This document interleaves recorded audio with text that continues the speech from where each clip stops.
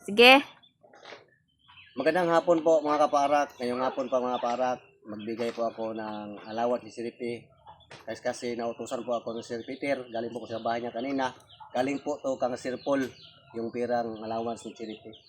Nandito nga mga kaparak, akong ibigay ko sa kanya yung allowance niya.